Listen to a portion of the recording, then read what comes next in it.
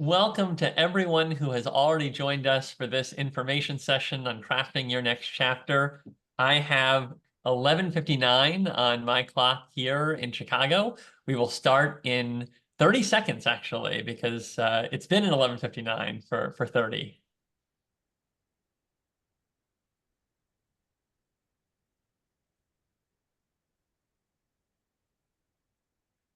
Well, great. My clock has just struck noon. Welcome all. We are thrilled to have you here for our information session on crafting your next chapter.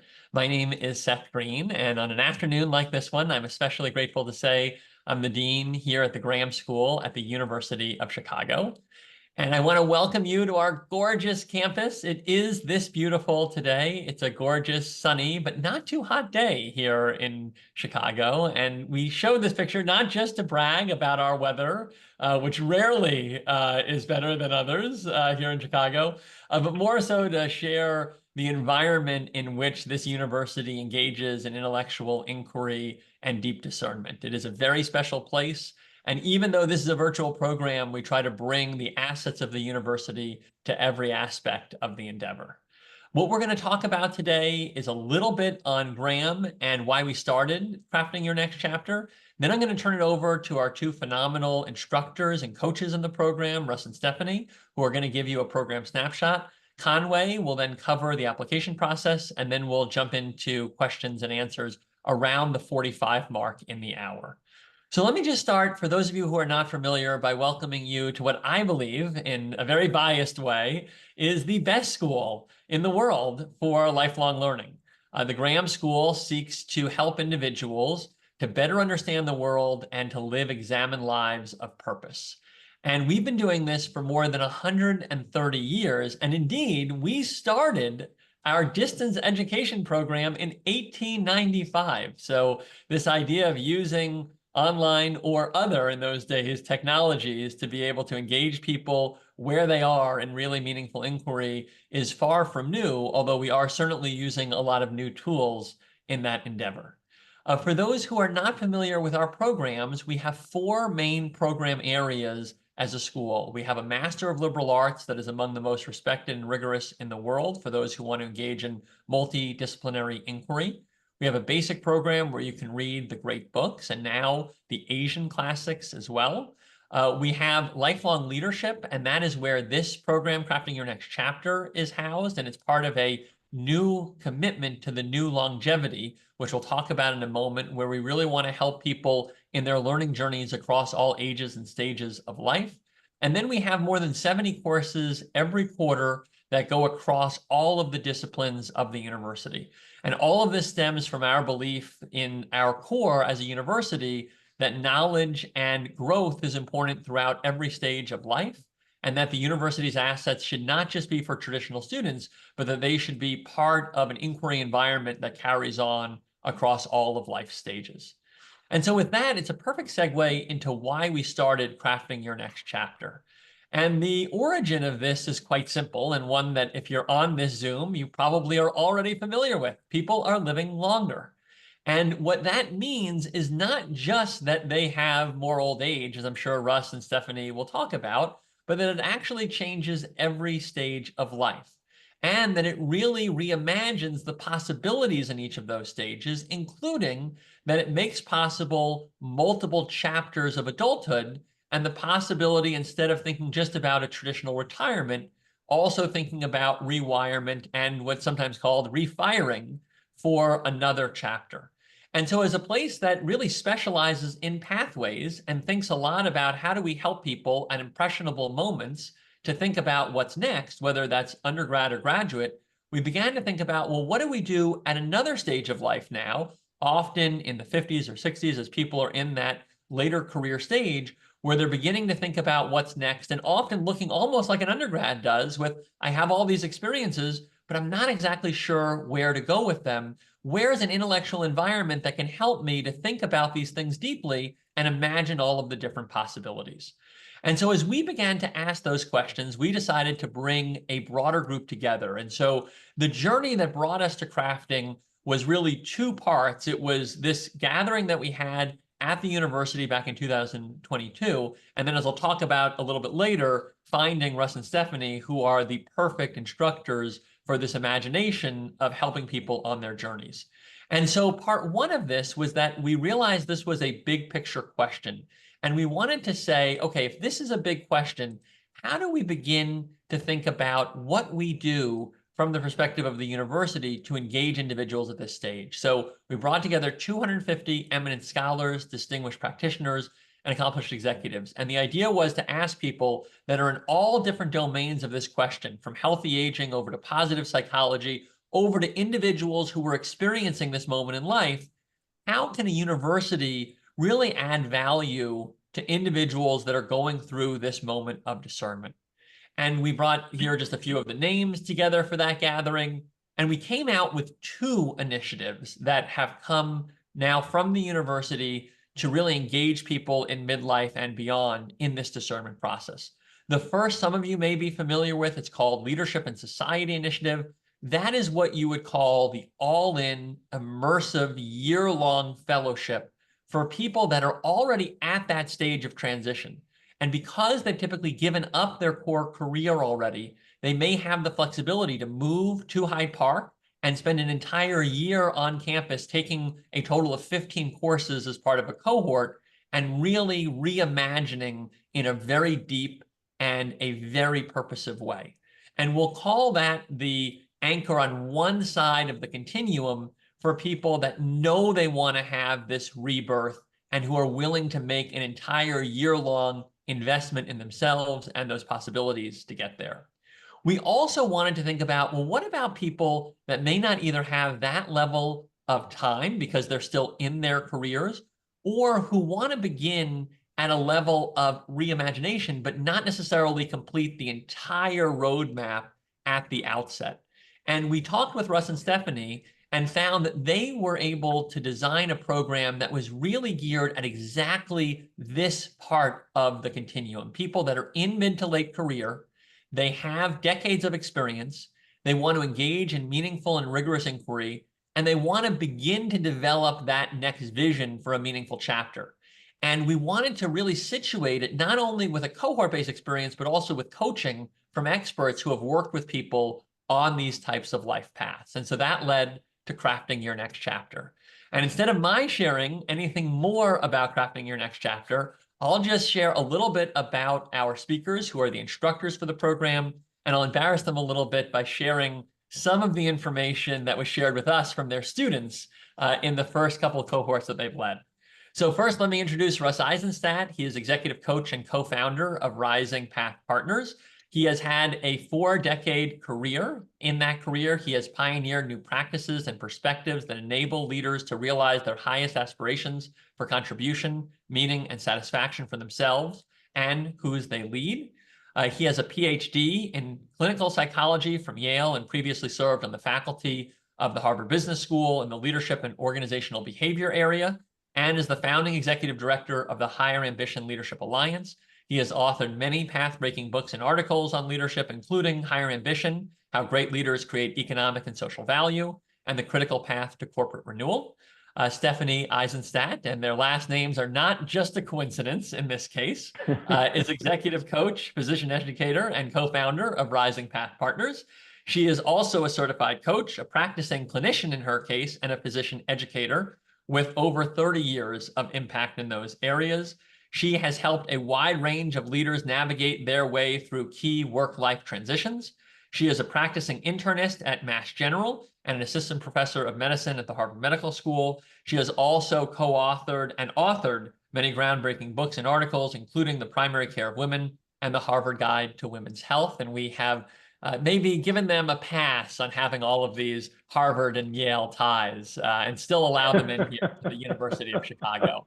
I'll share why we did that. We gave them the pass because they are really extraordinary instructors. And I'll just share a couple of quotes that just came out of the survey feedback that people shared with us after being in their cohort. I love the readings and the discussion from both Russ and Stephanie. What I really learned was to be patient and incremental. This is a rest of my life pursuit. Another says the best insight for me was how many other like-minded people from all walks of life were at a similar stage in their life vis-a-vis thinking about next steps post their executive working careers. The course was invaluable to me in identifying where I'm heading and what's most important to me as I approach my late 50s and decide where to spend my time. Thank you for the gift of this course, Russ and Stephanie. I can't thank you enough for this experience. You are an amazing team. I can't imagine this course taught by another duo. It was so intense that I'm in a bit of a funk for not having it on my calendar anymore. And with that, let me turn it over, Russ and Stephanie, to you. And I look forward alongside our audience to your presentation. Well, thank you, Seth. So now the hard part, which is my figuring out Zoom and getting the right thing on my screen here so that everybody can see it. Success? Yes. Yes. Good. Perfect. I did it. There you go. We're already on the roll. So Seth, thank you so much. It's really been just a wonderful experience for Stephanie and I to be partnering with you in the grad school this last year. We really we had 2 courses in the spring and the fall, and it truly has been one of the most gratifying and satisfying experiences, I think, for both of us in our careers, just to see folks, as you highlight, at this stage in life, and the opportunities for people to take a step back, to really take a deep breath and really think about, to take charge of their lives and think about what this next chapter can be.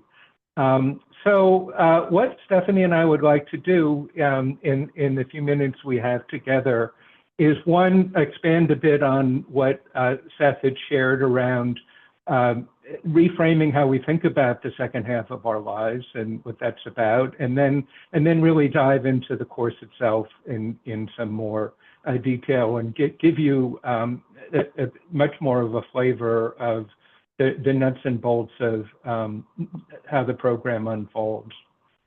So I want to start kind of more at a personal level, because in some ways, part of what's been powerful about this experience for Stephanie and I has been that we ourselves are in that chapter, in that post-50 second half of life. And for myself personally, the thing that really made it clear to me that this was an important set of issues was my own experience. As Seth highlighted, I had been I'd been the founder and the executive director of a nonprofit for purpose-driven CEOs and their companies for about 10 years. And that was a terrific experience. I felt wonderful about it. But I was turning 65. I felt like I had gotten the organization to a good level. And I felt like, okay, so it's time to pass the baton, and it's time for somebody else to pick it up, and also for me to think about what my next chapter looks like. And I was sort of surprised and a little shocked, actually, when friends and colleagues started to ask me a set of questions that I wasn't quite ready for. Things like, how does it feel to be approaching the Social Security years? How's your health holding out? Are you feeling okay that you're stepping down? Geez, what are you going to do with all that room now that your kids are out of the house? Have you taken up golf yet? You're moving south to Florida, someplace it's warm, and so on and so forth. And then, finally, when are you going to retire? And I had to say, this was not the questions that I was expecting. And Stephanie was in a similar phase at the Mass General, really thinking about her own next chapter. And we realized there were a very different set of questions that were really important to ask. And those are the questions that really are at the heart of this program. So what are those questions? Can we aspire to something other than just getting older? At this stage of life, how do we leverage our capabilities and talents to make the contribution that we can? And how do we find meaning and purpose, for this next chapter in our lives? So, it was an interesting challenge and transition, I think, for me and for Stephanie. I think one of the things that I realized personally is that as I thought about this chapter, I was very much influenced by my own history and background and the kinds of people in my life. And if I thought about people who were at this stage in life, the main example I had were my grandparents and my grandparents. And this is a picture of my grandfather, Sam, and my grandmother, Bessie, in what was called the Borscht Belt in those days, the Catskills outside of New York. My grandfather, had a really tough life. He delivered newspapers. When he reached 65, boy, he was really ready to truly retire, sit on a rocking chair, take it easy, and so on. And that was honestly my image of what retirement was about, and really thinking about what the alternative could be. Fortunately, I'm going to turn this over to my better half, to Stephanie, to share. She had a quite different example of of an exemplar of how to think about this stage. Steph? Well, thanks, Russ and Seth and Conway. For my grandmother, she had to rethink her life when her husband died when she was age 60. And she's an artist, and she loved art and travel. And she found that she could connect the two in a new and meaningful way. So here she is on an archaeologic dig in Tanzania, Africa. And then she decided to actually live with the Maasai tribe for 3 months. And she used the experience to create art and her serigraphs. And then she found this was so meaningful for her that she continued living in different countries for periods of time around the world, creating art based on those experiences. She was quite brave and different for women of those times. My father had a more traditional road to retirement. He was an organic chemist and worked as in R&D for a division of a very large corporation. And he had mandatory retirement at age 65. He had no choice and struggled with this for many years when work came to an abrupt end. The average age for retirement in the US for all workers has been rising from age 57 to now around age 62. And for most jobs now, there are no mandatory retirement ages. Physicians traditionally retire later, on average by age 68. But now, post-COVID, the average age of retirement for physicians is now closer to age 65. So overall, we know we're living longer, we're living healthier lives, but our life doesn't go on forever. And so the focus now is on rewirement rather than a more traditional retirement. And we now find that we have a unique opportunity to think more creatively about this next chapter. So back to you, Russ. Yeah, thanks, Stephanie.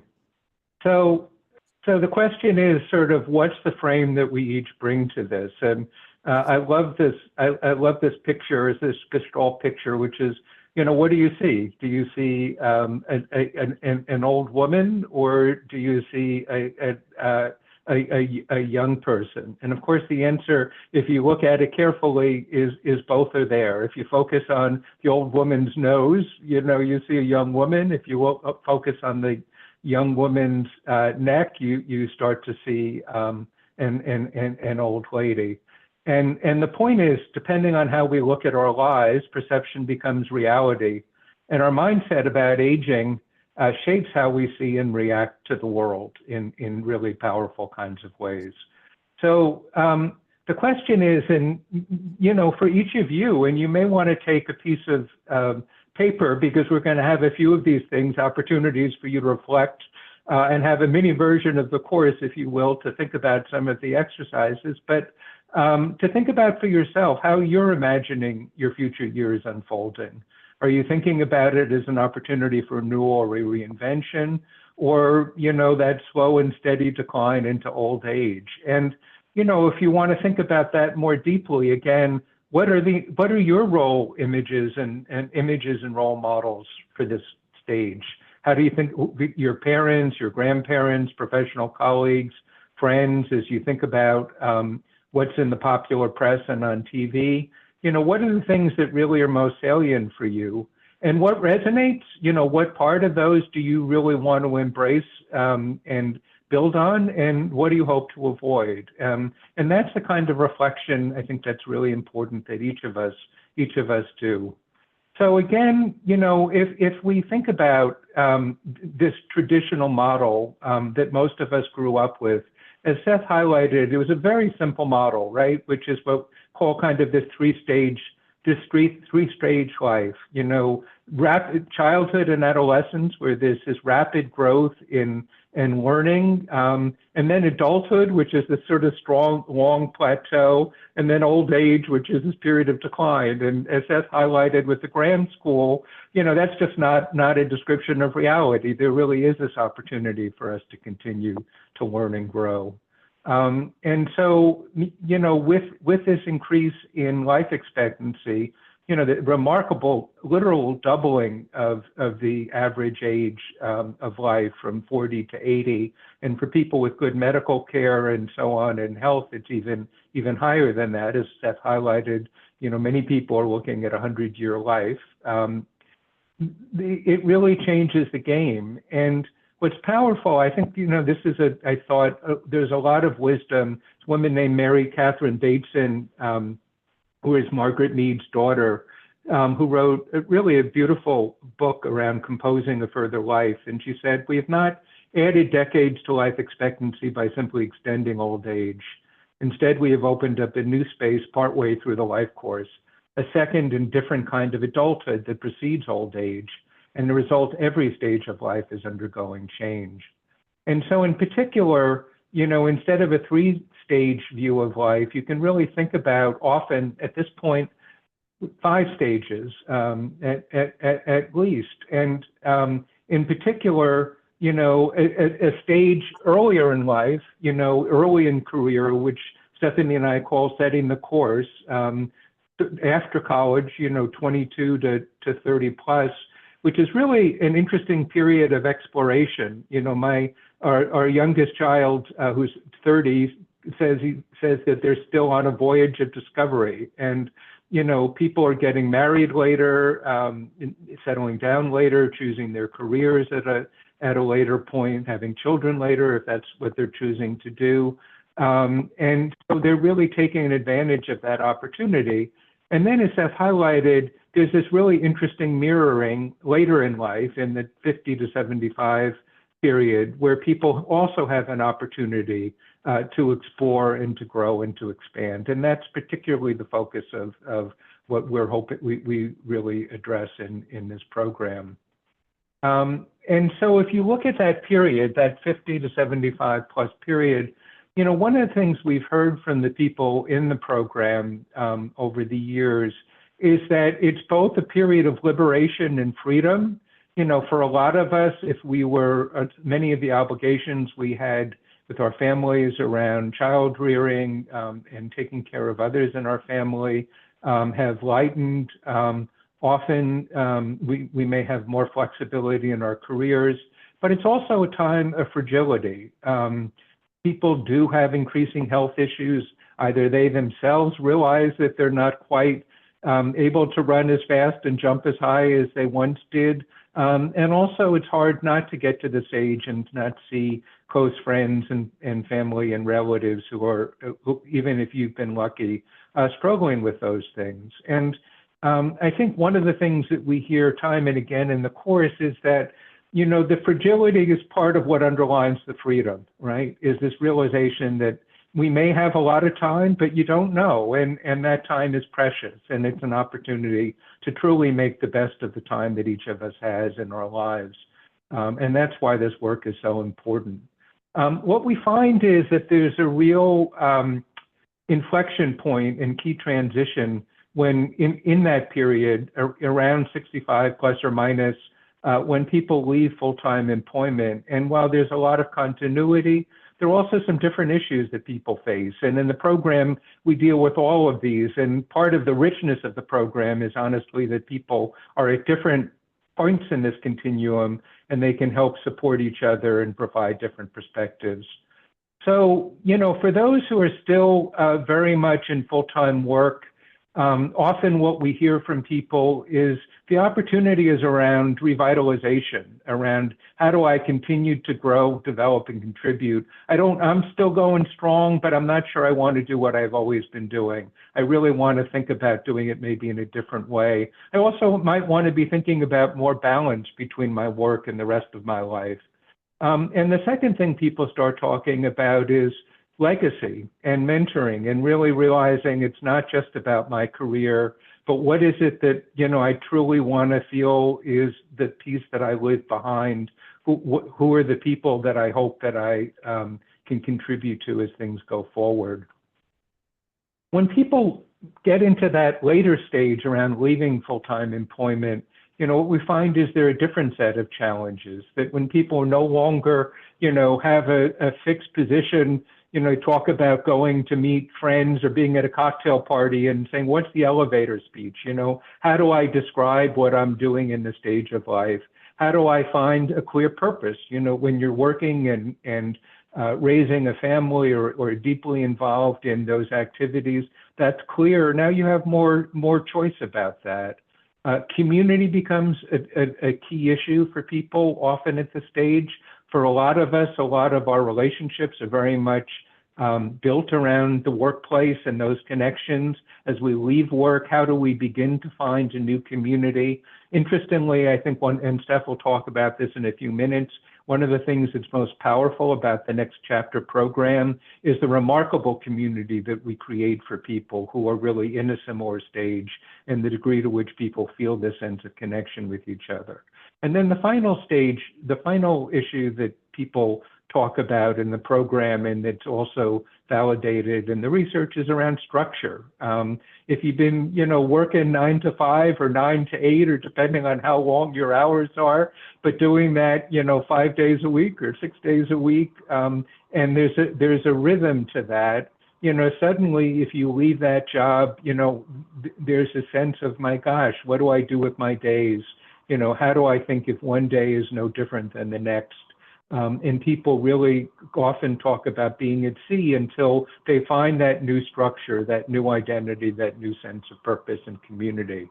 And so this program really provides that transition for people in terms of making that shift, for people who are earlier in the process to take a deep breath and say, okay, I'm going 180 miles an hour in my career, but I really want to take a deep breath and think about, what that final piece is before I leave full-time employment. And for people later on to really think more deeply about how to make that transition.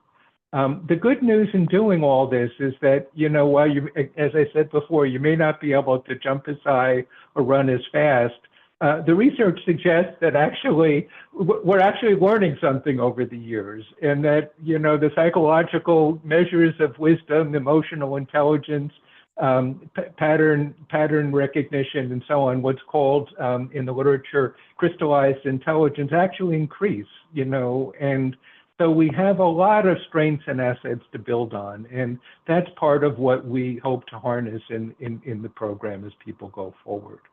So the other piece of good news is that if you look at life satisfaction by age, in fact, the low point turns out to be around 50. And for most people, there really is an opportunity to put the pieces together in a better and more exciting way. And part of, frankly, what we feel our mandate in the program is to make absolutely sure that everybody gets on this curve and bend that curve in a positive direction. So I just want to end before turning this back to Stephanie with some examples to say, look, this is absolutely something that is a remarkable opportunity. If we look historically at some of the great artists of all time, Picasso and Matisse, both of them did their best work, in their 60s and 70s. Matisse is a remarkable example of reinvention. He could no longer paint, but he reinvented himself, like Stephanie's grandmother, doing cutouts, which is what you're going to see in some of the most groundbreaking work of his life in his 70s and in his 80s. And of course, a bit closer to home, two of my favorites, Mick Jagger and Bruce Springsteen, are still going strong. And by the way, Bruce is on tour, so if you're interested, you can still get tickets in Philly and elsewhere. So I think there's hope for all of us to do a lot of pretty amazing things. So that's the context, and now we want to really drill into the details. And over to you, Stephanie, to talk more about the nitty-gritty of the program and how it functions. Okay, great. Thanks, Russ. So now we're going into our fourth year of this course, Crafting Your Next Chapter, and we're trying to nurture your inner growth mindset and unleash a more creative approach to engaging and designing your next chapter. So this program was initially developed at Massachusetts General Hospital, or we refer to it as MGH in Boston, in 2021 for senior physicians and researchers. And since 2023, we've taught at the University of Chicago Graham School to reach a broader audience. And this next course for you all starts September 3rd and runs through December 10th. The course is virtual using a Zoom platform, and generally every other week. There'll be no class during Thanksgiving week. So the question is, why do this? Why sign up? Well, first of all, the people. In the course, the participants are a really diverse group with a range of experiences and history. They come from different industries and geographically represent a wide map with still a good sized Chicago group. They're also at different stages in the process. Some are currently working and thinking about how to leverage skills and talents going forward. Others are close to traditional retirement age and thinking about this next chapter. And others have actually already retired and have been reflecting and trying things as they continue to create a new chapter. The course has helped participants turn aspiration and, okay, maybe for some a little bit of dread into action, and has helped them to identify new sources of meaning and purpose and ways to leverage talents and skills and desires going forward. And at this stage of life, relationships are also changing with family, significant others, friends, our larger work and social network. And the data shows that relationships matter to health and well being and longevity. So, this course can help one think about how to evolve work and life in our social world and create our path forward in harmony with a rich and fulfilling social network and community, and through having new conversations and new perspectives, learn how to let go and perhaps learn how to get out of one's comfort zone. Some people taking the course focused on strategies to preserve health and integrate ways to decrease stress and achieve better work balance going forward. And finally, wouldn't it be great if we were just figuring out new ways just to have fun and build more joy into our lives? And through the course, many discovered new parts of themselves, stretched new muscles, explored new sources for joy and satisfaction through the new roads to be taken. So, what are some of the special advantages of a course like this in its design? Well, for one, it's through the wonderful University of Chicago Graham School and all the resources that the school has to offer. So, everything to help make this experience good for you. We are a sister program, as Seth mentioned, to the Leadership and Society Initiative, which is the year-long residential program to help purpose-focused leaders think about how to continue purpose through this next chapter. And more generally, people report this as a safe and trusted environment to discuss a transition process. There is fear that if one talks about transition of any sort, especially about work, that it might be misinterpreted, one might be marginalized or passed over for other opportunities or just become invisible. Research tells us that most people want to rewire or retire gradually rather than stopping suddenly. And the process that we use in the course allows for this in time for reflection. And these are really tough transitions, so don't underestimate the emotional part. It can involve transitioning leadership positions, quickly feeling a loss of purpose, losing one's core identity, and we want to avoid abyss. And the course helps us to imagine new ways of relating to people who've been part of our community for a long time, get more comfortable with uncertainty and the unknown. Our lives they may not be as prescribed now as they were before. and determine exactly the right time and glide path for a transition. So back to logistics. What's the time commitment? Well, the course is set up as 8 virtual sessions, 120 minutes each every other week, with about 1 to 1.5 hours of preparation in between each of the sessions. What's the curriculum? Well, it's designed as a guided journey. It's grounded in the latest research in lifespan development, positive psychology, and organizational psychology, areas that Russ and I have been very deeply involved with over the years. And it's an action learning course. It's not a lecture series. It's about you bringing yourself to the course and to the community. The course includes self-reflective exercises, provocative readings, an organized course guidebook with relevant resources that draw from the literature, large and small group discussion, peer-to-peer support, which we call progress partners, individual coaching, and an opportunity to join a post-course alumni community. And we purposely keep the classes to less than 24 to 28 participants. And we've tried to take advantage of those in-between weeks for optional office hours, virtual social gatherings, and guest speakers. Russ, the next slide. So more importantly, how has the course been received? Well, no better way than to ask the people who've actually taken it. And participants from the course have been very enthusiastic. 100% reported that they'd actually recommend the course to somebody else. And the overall rating's been between 4.5 and 4.75 out of 5. And we've used their real-time feedback for our own course quality improvement process. They've been particularly enthusiastic about harnessing the power of group and community, and it's been a well-facilitated and safe group process. And participants have reported having much less ambivalence about life choices and feeling a lot more energized about the journey going forward, especially as they become part of this ongoing learning community. So they said it created a safe space for colleagues to share vulnerabilities, challenges, and successes. The small group approach was safe and a good, safe space to talk openly. The best insights were from other like-minded people from all walks of life at a similar stage. The course was invaluable in identifying where I'm heading and what's most important to me as I approach my late 50s and decide where to spend my time. The course gave me permission to try something different. It helped to focus on what I really should be letting go of and what I really could do and want to do over the next few years. And another said, the course act just gave me time and permission to reflect in a semi-structured manner with insightful leadership in a way that allowed me to identify next steps. So next slide, Russ. And we want to highlight and emphasize that there are 2 parts of the course which are quite unique and are been particularly impactful for the group.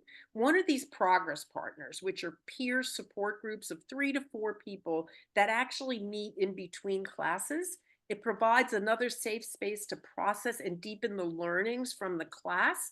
And it helps you to navigate your way towards this next chapter, serving as a learning sounding board because everyone brings a wealth of experience, helping one to stay on track and providing this mutual support even after the course ends, which gets us to our CYNC alumni community. You'll be the 3rd University of Chicago cohort, and after the class finishes, you have an option to join the ongoing alumni network.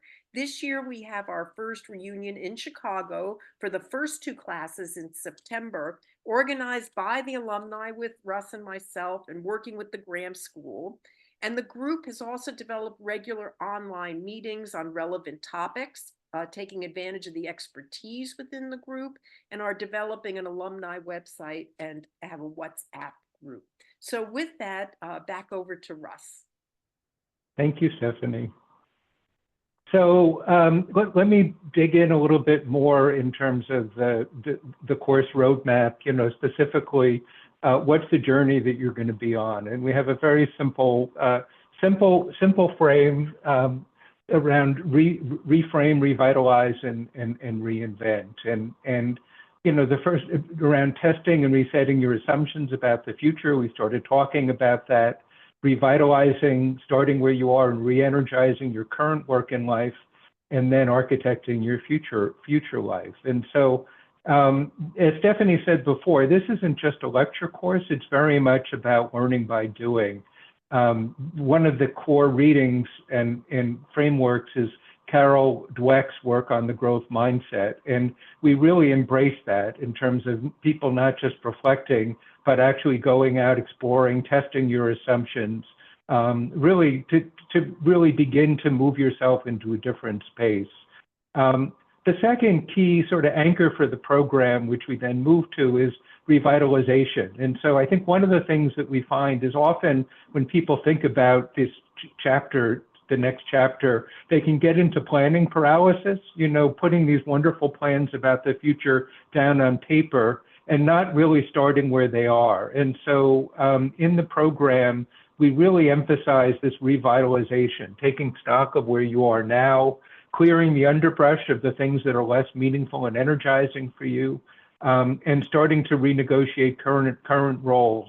And so what we find is that, as people start building momentum and really start discovering a different way of being in the present, that creates the foundation and the momentum to really think about what the future could be, to craft and think about that future vision, to create a plan, to make some of the big choices that may need to be taken, and then to have the energy to frankly stay on course. And that's part of why the alumni community is so important, because, at the end of the program, this is intentionally, the program goes for a whole semester, but your next chapter is not going to be done when the program ends. It will continue that crafting. And so the alumni community, the ability to stay connected is really critical. And so we're thinking about this as you're entering a community that's really an ongoing resource and opportunity for you. And all of this is captured in a course guidebook, 100+ page guidebook that Stephanie and I put together that takes all of the exercises and readings and structure and puts it in a simple form so that you can really work your way through that over the semester, and then you have something very tangible that you can come back to. A number of people in the course talk about how they will go back to the guidebook, to the exercises, and use that as an ongoing resource for themselves. So, what happens in the program, I want to just now take a few minutes to talk in a little bit more detail about some of the specific frameworks and shifts that happen in each of these three phases. So in terms of reframing, what we find happens for people is a real shift in assumption from often people come in with a sort of an all or none mindset, that this is really, do I retire or don't I retire? Do I stay where I am or do I move elsewhere? And a lot of what people find is, actually, a lot of this is about dialing up and dialing down, maybe reducing the amount of time that I'm doing X and creating opportunities to explore Y. Starting from where you are, looking at some of those small steps, learning as you go, again, as we said before, revitalizing before reinventing. The second thing, and we'll highlight this again, is again, people realizing that they don't have to carry the weight of this all on their own, that there's power in the community, both in the CYNC community, but also in friends and family, and we talk about ways to begin to mobilize your virtual board of directors, if you will, to help you in this kind of change. And then the other piece is that often a lot of us are problem solvers, right? So we look at the problems, we figure out how to fix that. That's a terrific thing to do, but this program really emphasizes building on strengths, savoring the highs, and not that there aren't lows, right? Life is filled with highs and lows, but using those as opportunities for learning as well and getting into a place that gets us unstuck and moving forward. And then finally, of course, moving from that internal frame that may say, this is about inevitable decline versus the best may be yet to come. And what I will say to you is that, these are all easy things to put on a PowerPoint slide. They're very simple in some ways, but they're not easy. And they really do require what we find is a shift in frame and mindset that happens over the course of the semester. And that's what the course helps people to do. The second thing, when we talk about revitalization, I want to highlight kind of a core framework that we use in the program that comes out of literally going back to Aristotle. I should have put on this chart, but more recently, Buettner's stuff on blue zones, Viktor Frankl's work on purpose, Seligman's work in positive psychology, and Waldinger's work around relationships, around the things, the key dimensions of what it means to live a good and thriving life. And those 4 dimensions are around meaning and purpose, around the quality of our relationships, around taking care of our health, mind, body, and spirit, around joy. And a lot of the program is truly about taking an opportunity to make a self-assessment, on those dimensions.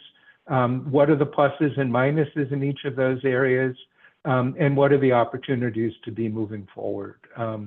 And so that's an opportunity, again, in the program to take stock and move to a greater place of balance, and to say, look, this is an opportunity to truly have a balanced life and do the work that's most important.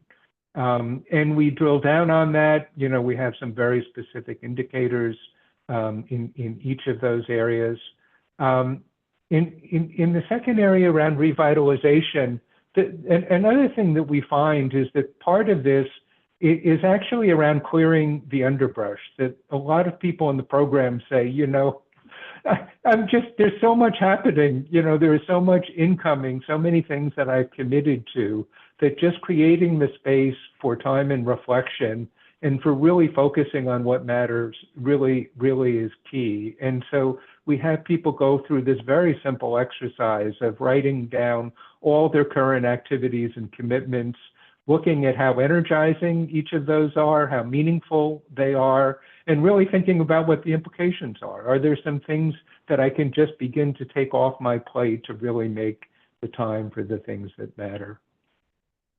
And then finally, as we move to reinvent, one of the things we ask people to do is to ask some pretty fundamental questions about their lives, to think about what is it that you want to preserve and build on. This isn't just about moving away from your life, but really celebrating it and doubling down on the things that matter most. And what would you hope would be different? What are the changes? Are there paths not taken in your life that you want to more fully explore? And most fundamentally, what are the non-negotiables?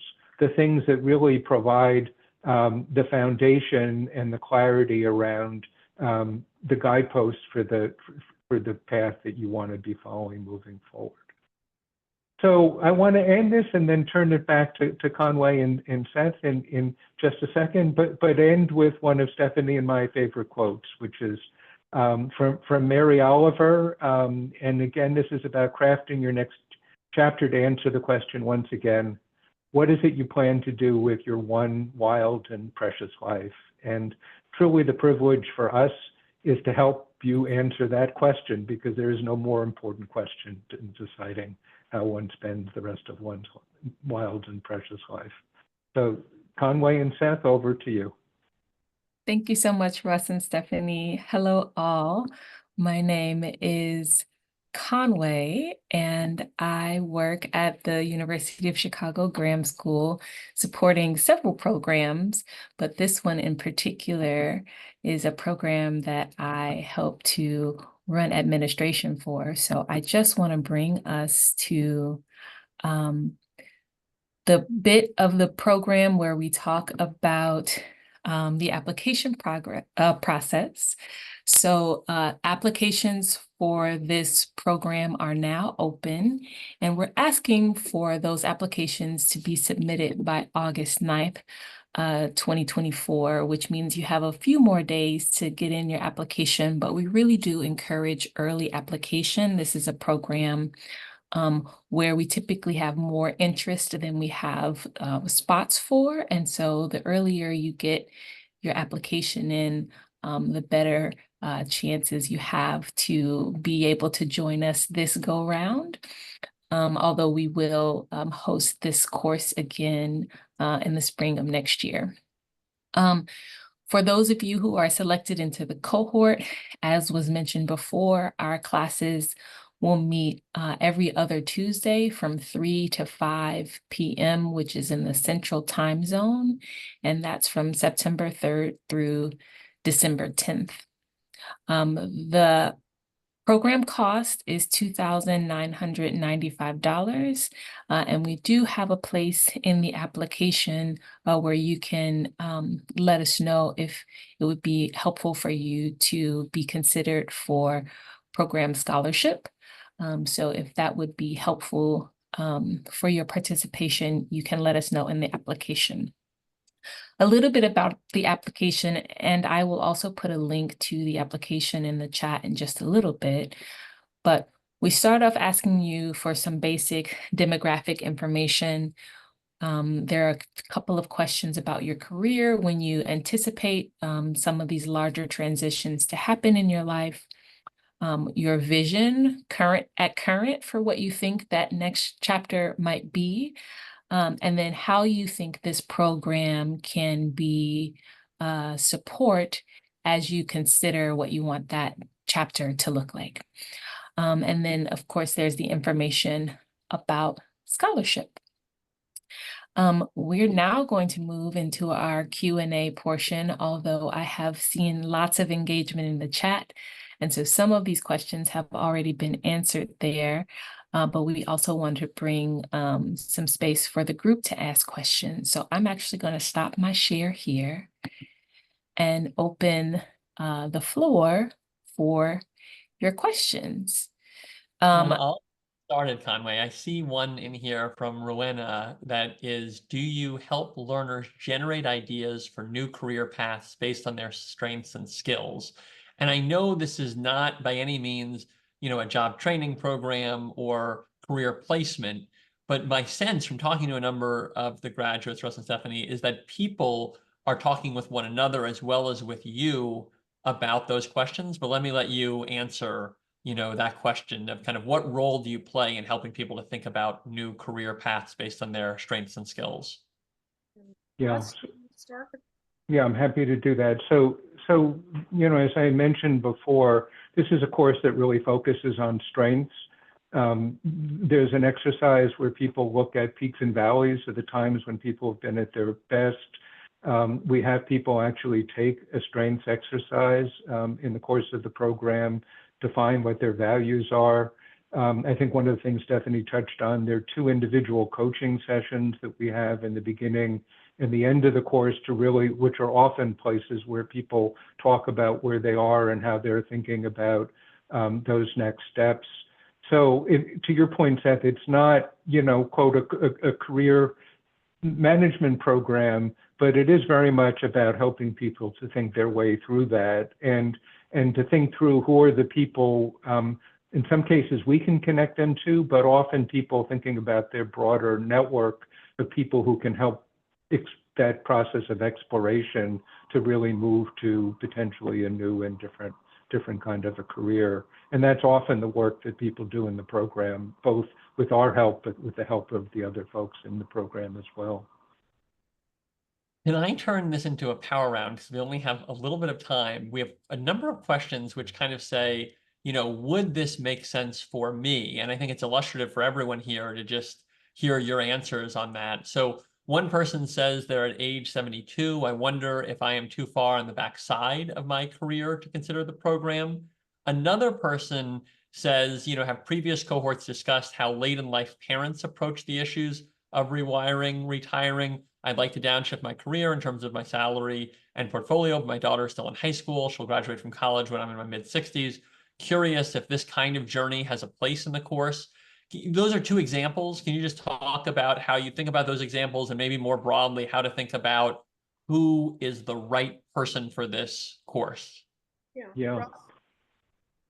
I think that's a really important question, Seth. I think both those folks feel like wonderful candidates for the program. I think, as Stephanie highlighted, part of what's powerful about the program really is the diversity of where people are in their career And it's just very, very powerful, frankly, to have people at later stages, in that journey to be able to talk about their transitions with folks who are earlier on, for people who are earlier on to be adding different levels of focus and energy and so on. So, we've had folks from their early 80s to, the late 40s in the program. And what I would say, and this does get to, I think, the things that, for the ideal candidates, I think, one is that people are in a place where they can really make the commitment to really focus on the program. I mean, it is a couple of hours every couple of weeks.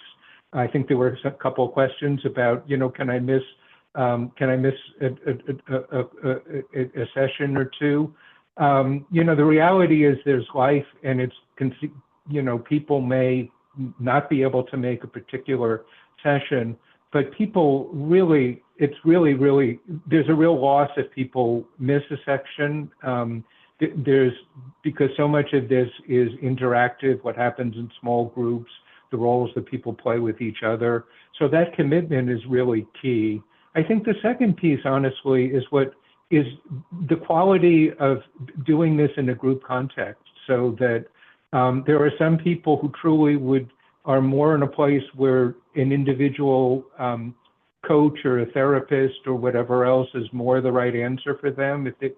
But this program, I think, is one where embracing the value of doing this in a community, being in a place where you can help other people, and that's a real value in terms of being helpful to others, and also feeling that sense of the support of other people in that peer community. So I think if people are willing to make the commitment and feel good about being, again, part of this kind of high trust, supportive group environment, I think my experience is it works really quite well for a quite wide range of folks. Steph, anything to add, or does that?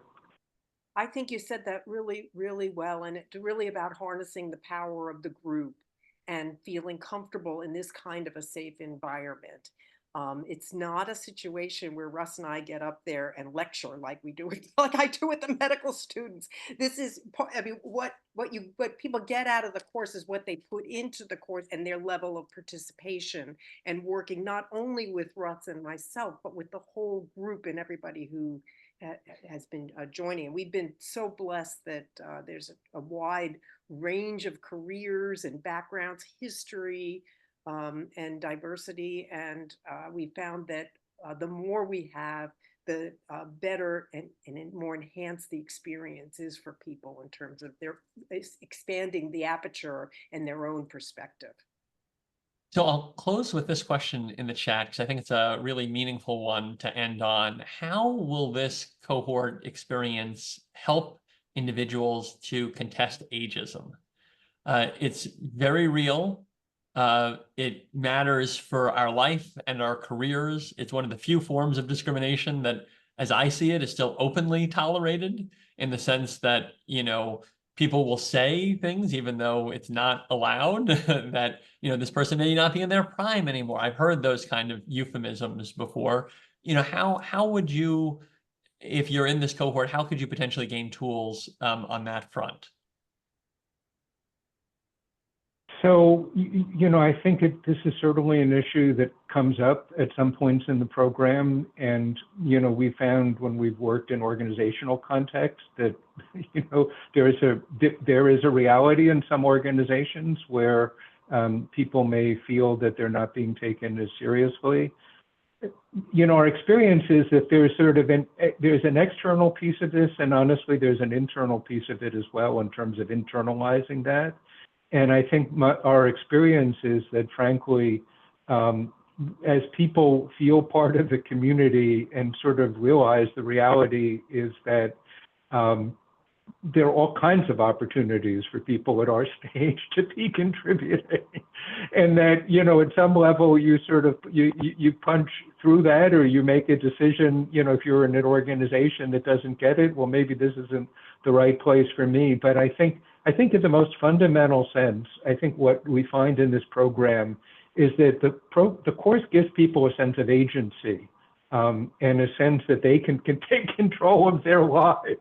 That, you know, there may be stuff out there and there's a lot of stuff happen, but actually they've got, you know, all kinds of degrees of freedom in a practical, realistic way to start to move forward and the support to do that. So, you know, we're not going to change the world. You know, we're not going to change some of those biases, but boy, can people, you know, make an awful lot of progress and simply prove through their actions and their contributions.